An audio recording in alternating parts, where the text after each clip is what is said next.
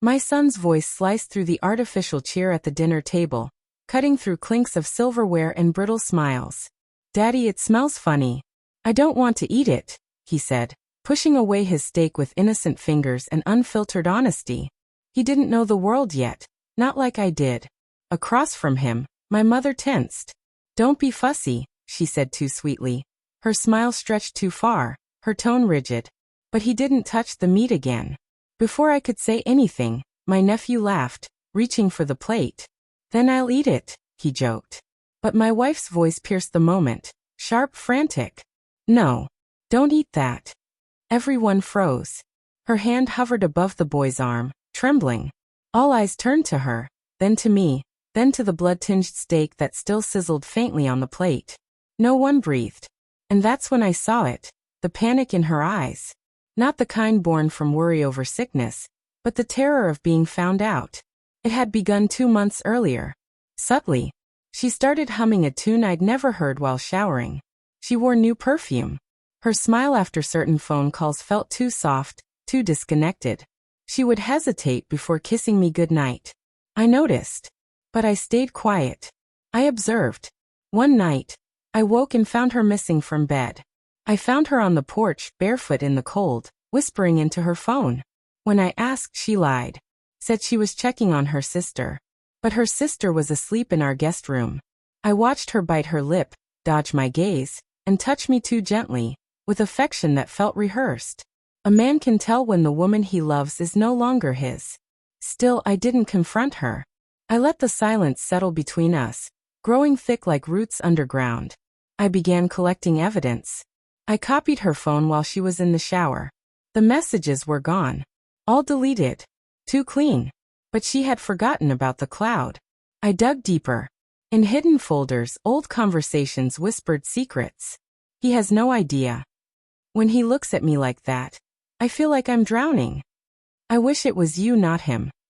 The contact name was fake. I traced the number. It was someone close. Someone who had cried with me at a funeral. Who had helped me paint my son's nursery. Family. I said nothing. Thanksgiving came. I insisted on hosting. I chose the wine with care. I prepared the meat myself. Picked each steak, marinated them. Let the blood run down the cutting board as she watched me silently. She offered to help. I told her no. I could see the unease building behind her eyes. That night, she kissed my neck longer than usual. Her fingers trembled against my skin. She knew something was coming. Just not when. The envelope arrived the day before Thanksgiving. I had sent off the DNA samples 2 weeks earlier, mine and my son's. I already knew what it would say. Alone in the garage, I opened it. Probability of paternity, 0%. No shock. No rage. Just cold stillness settling in my bones. I locked the report in a drawer and went inside. At dinner, I watched her laugh with my mother. I watched my son, the boy who looked like me, eat mashed potatoes with a smile. She caught me looking. "You okay?" she whispered. I nodded and smiled. Then my son mentioned the steak. After her scream, the table went silent. I left calmly, walked to the kitchen, returned with the envelope, and placed it beside her plate.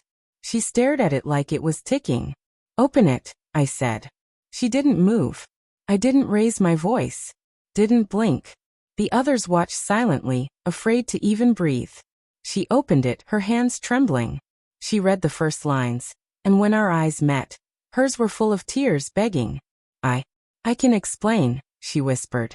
I stood behind her, placed a gentle hand on her shoulder. "You already did," I said softly. "In the texts." Her head dropped. My brother turned pale. My sister-in-law wept. My mother looked stunned. My son looked confused. I leaned in and murmured into her ear. "I warned you once. Never lie to me. You forgot." She cried, and I let her. Then I turned to the rest of the table. "Dinner's over. You're all free to leave." No shouting. No spectacle. Just release. I picked up my son and told him we were getting pizza. She left the next day. I didn't stop her. She took what she wanted. Except my silence. That was mine to keep. My brother hasn't spoken to me since. He doesn't deny anything. That's enough. The boy still calls me daddy. I still tuck him in. He didn't ask for any of this. But I won't lie to him either. One day when he's old enough, I'll show him the truth. Not to wound him, but to prepare him. To let him know how silence feels in your bones. And how betrayal can smell like blood in the gravy.